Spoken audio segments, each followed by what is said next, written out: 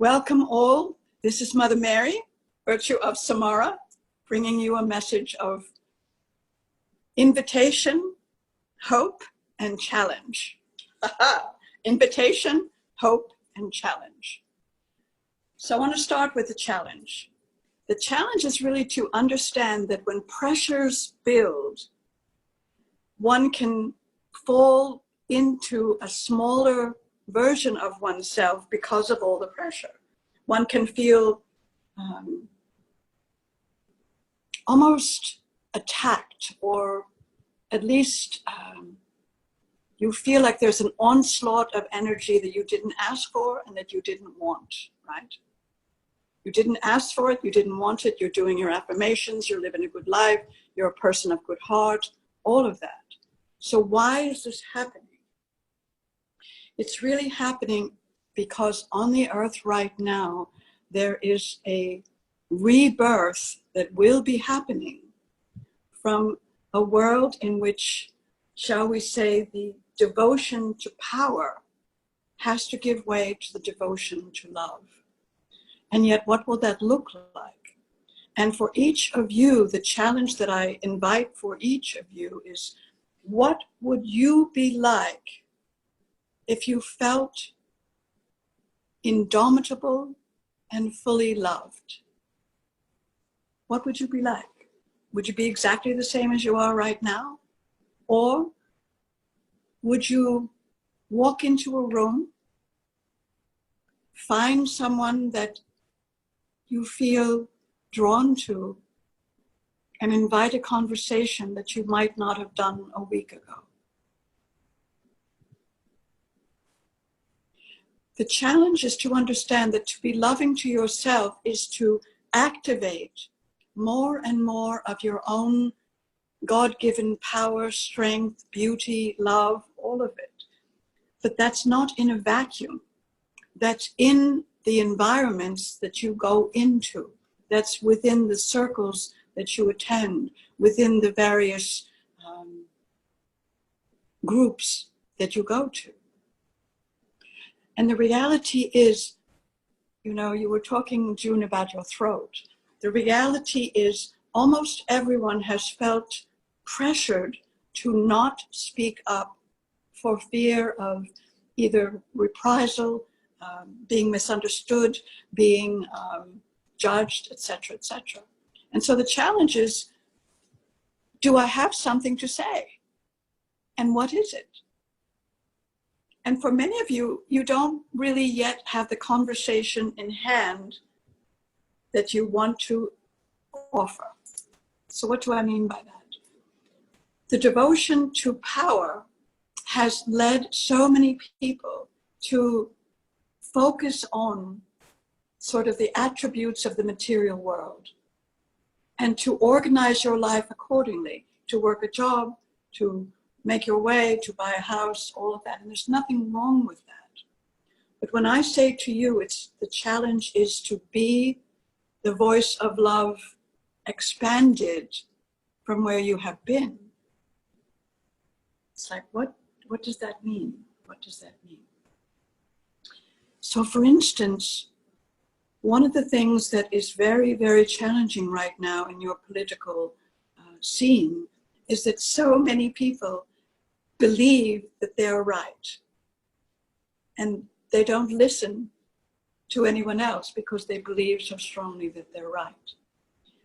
So I don't advise getting into an argument with people who think they're right and you think you're right and you're just going back and forth.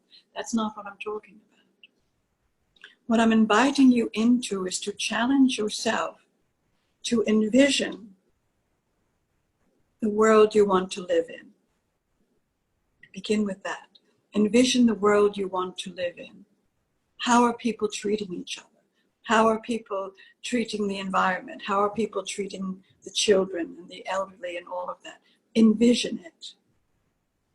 Now the next piece is to understand envisioning in 3D isn't what I'm talking about.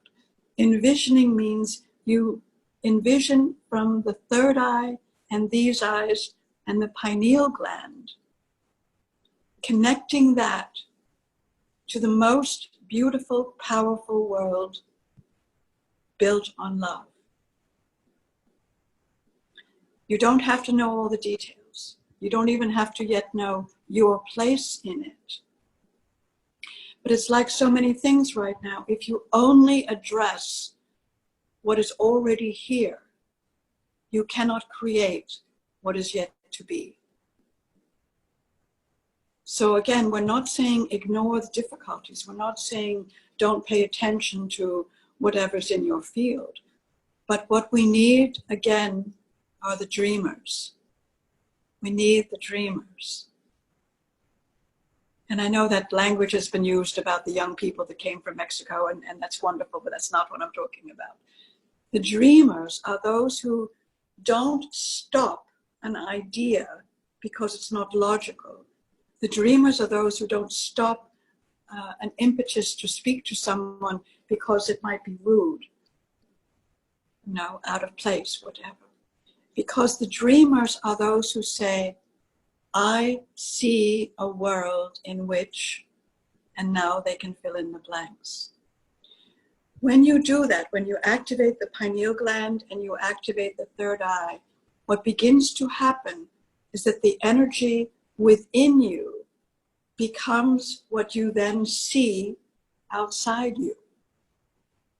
So in other words, rather than reacting to what is already there, reacting to something that is limited or difficult or a problem, what you're doing is you're channeling hope. You're channeling hope. You're channeling vision. You're channeling love as it would be created in the world. So what does that mean exactly? What it means is that instead of living your life in response to what is already there, you go back to being a creator. You go back to being a dreamer. You go back to saying, why not? Why not? Why not? Throughout this life that you're in right now, there have been moments for each of you in which you grew in an idea. You were like, oh, I could do this, I could do this. And some of you did those things, and I'm very proud of you. But many times what happened was the 3D reality of no, or you don't have the money, or we can't do that, or whatever. It rained on your parade. It poured water on the fire. And you said, oh, never mind, never mind. And so one of the things that has to shift in this time between now and the dawn of 2020 is we can't allow that discouragement from the past to eat away at the new vision. So what it really requires is that you, again, become like a little child, like, oh, look, we could do this, we could do this, we could do this, and then do it. Do it.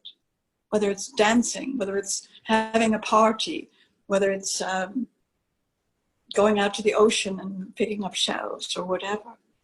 The idea is that you have stunted your own capacity, and it's time to unleash it again. It's time to give it some oxygen, give it some air, let it breathe again. Because all of you, whether you're on this call now or you hear it or you're just out there in the world, you have the capacity to create not only your own extraordinary life, but an extraordinary contribution into this world. And that's what we want. That's what we want. The challenge and the hope and the adventure. To stretch yourself back into possibility. So let's take a moment and think what that would look like.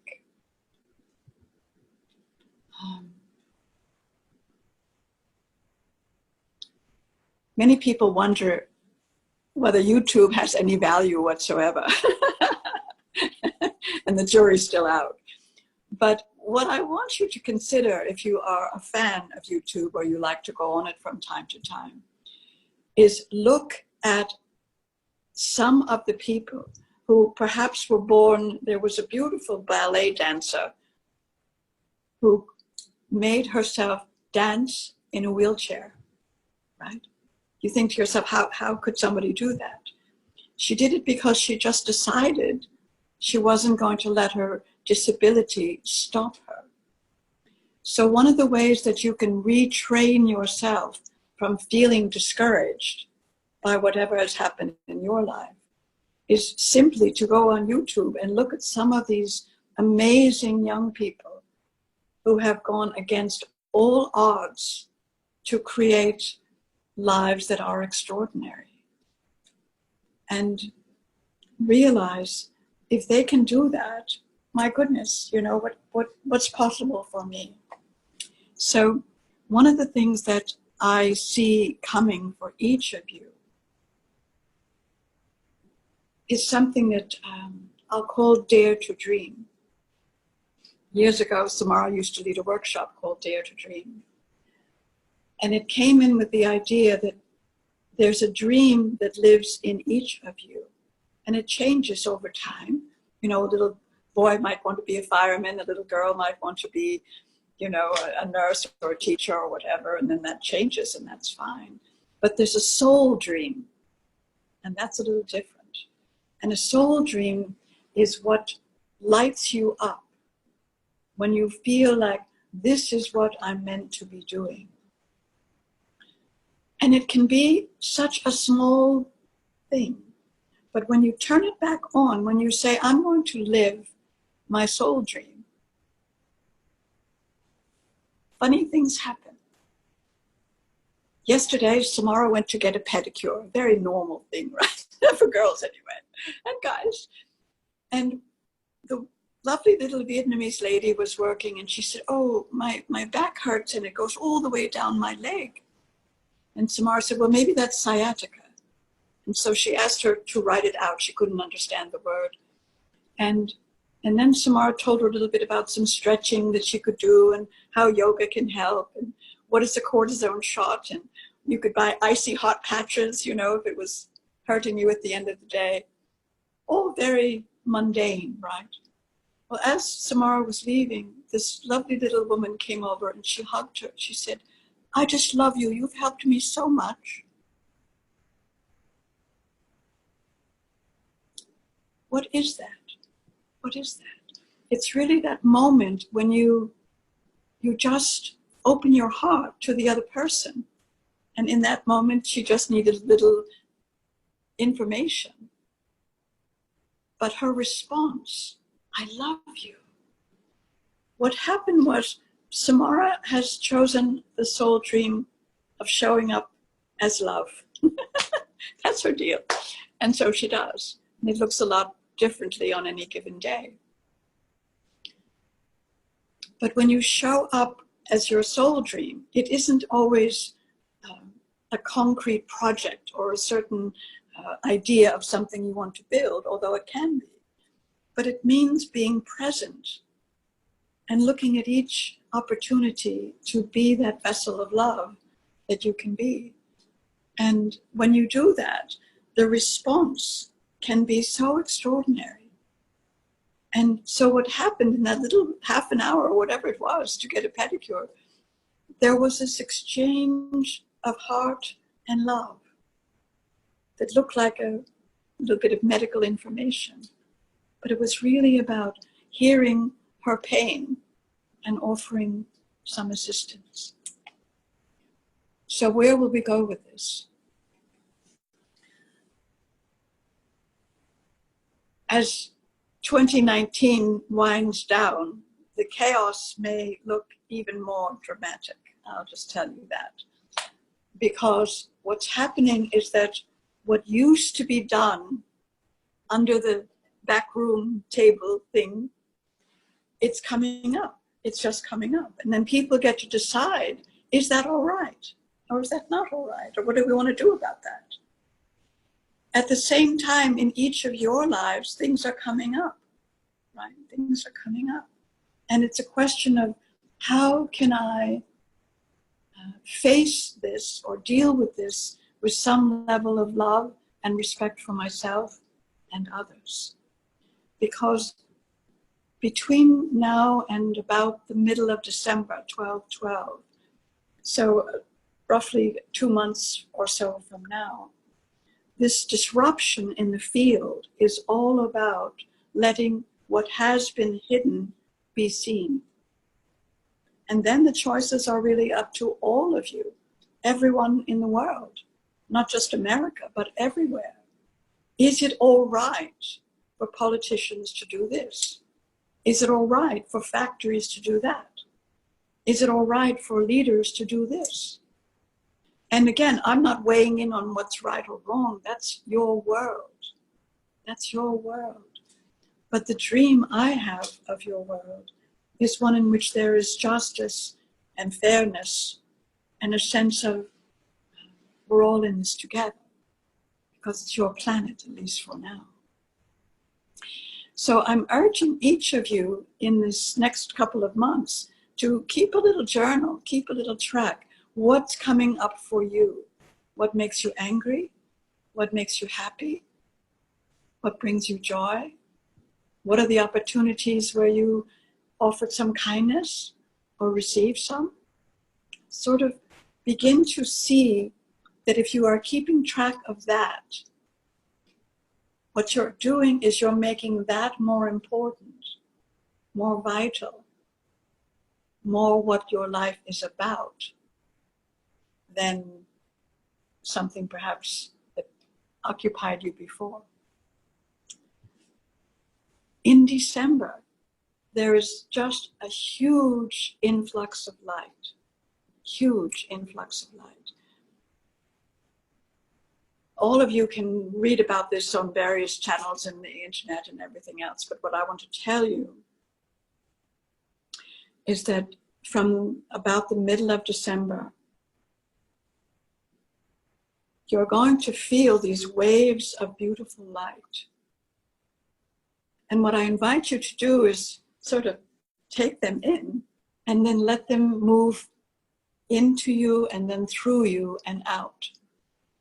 And whatever offerings feel right to you, some people love to do Hanukkah cards or Christmas cards, fine. Some people like to bake cookies, fine. It's sort of like it doesn't matter what you do, so much as understanding that it's the seasons. The light is for joy to be shared. So whatever moves through you, please pass it on. It's sort of like you're being given this extraordinary gift of light. Let it fill you, but then let it move through you and out into the world in the ways that feel right to you. January 1st is truly a new year. And what I mean by that is that the glimmerings of a world of love will become more solid, will become more vital, will become more visible. And to the extent that each of you have allowed this slight retraining of your mind to keep track through the rest of this month and November and December of joy and happiness, by making that more of a conscious priority and doing your dreaming, what you're doing is allowing your body, all of your bodies, to really receive more light. It's truly extraordinary. It is this opportunity to live in your light body. And it doesn't really require a whole lot from you, but it does require your attention and your intention that if this is what feels right to you, to let in the light and then fill yourself and then share it. Make phone calls, send emails, bake cookies, whatever you feel to do. Because the old holiday ways of making it all about how many presents are under the tree or whatever, that's going away. Because what really matters is the love that you share with those who matter to you and with those perhaps that you don't even know. So 2020 begins really now with this shift to move you into that greater feeling of light, to move you into, well, it's funny, I know this has been used by other sources, but it's to move you into rapture. I didn't think I would say that tonight because it's being so misunderstood in other circles. But rapture is really a cellular awakening of your light body. So the rapture is not leaving the earth. It's not leaving to go somewhere else. It is this sacramental awakening of your light body. And so then you're in rapture. There's just nothing more that matters. Does that mean you can't, have a family or walk your dog or go to the grocery store? Not at all. But what it means is that you're activated your light body, and that really becomes how you live. How you live. The closest that I could tell you that you could relate to, I think, is the Dalai Lama. Those who've had a wonderful opportunity to physically be with him is one thing, but you can go online and find opportunities to watch him in various ways. And here's a man who's been exiled from his home country the greater part of his life.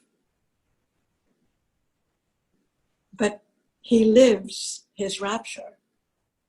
He lives his love. And he does his very best to exude that to everyone else and to allow as many other people to feel that as possible. But he still goes to meetings and he still does his work and all of that. And so for each of you to be in rapture is not something to be frightened of or feel separate about. It's really to recognize that that is part of the evolution that you have chosen, if you choose it. And if you don't, it's all right. But I wouldn't miss it if I were you. Oh my goodness, I've talked for a while. Let me just look at a little time check here. Yeah, it's about half an hour. I want to say one more thing and then we'll stop the recording for anyone who has a question about this. But before I end the recording, what I want to say is this. Do not despair about the state of the world. It is doing what it is meant to do right now, which is breaking apart and falling apart and dying in many ways. Because it was built on a set of ideas that no longer work. And so the new earth, the new world, the new beginnings that are here and are popping up in so many places, let that bring you hope. Let that bring you joy. And focus on what makes you happy, what makes you joyful, and then share that with others. I love you all. Namaste.